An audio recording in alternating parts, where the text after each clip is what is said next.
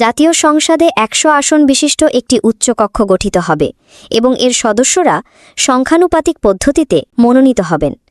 রাজনৈতিক দলগুলোর সঙ্গে আলোচনার মাধ্যমে এমন সিদ্ধান্তে পৌঁছেছে জাতীয় ঐক্যমত্য কমিশন।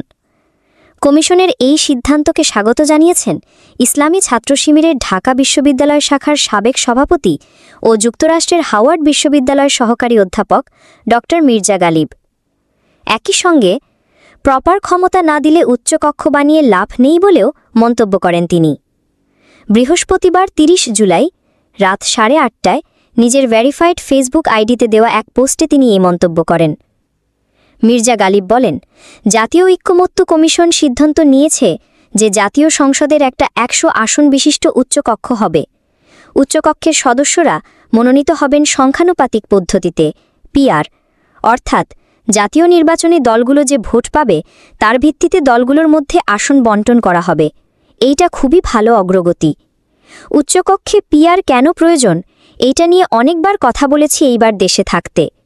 এখন টিভি আর যমুনা টিভির 2টা টকশোতে খুব প্রিসাইজ আলাপ ছিল এইটা নিয়ে। তবে উচ্চকক্ষের হাতে কি কি ক্ষমতা থাকবে সেই আলাপটাও গুরুত্বপূর্ণ। সংবিধান সংশোধন এবং কিছু গুরুত্বপূর্ণ সাংবিধানিক পদগুলোতে নিয়োগ উচ্চকক্ষের হাতে থাকা উচিত।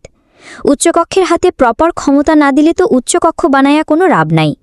ঐক্যমত্য কমিশনকে অনুরোধ করব উচ্চকক্ষের হাতে কি কি ক্ষমতা থাকবে সেই আলাপটা সিরিয়াসলি তুলতে।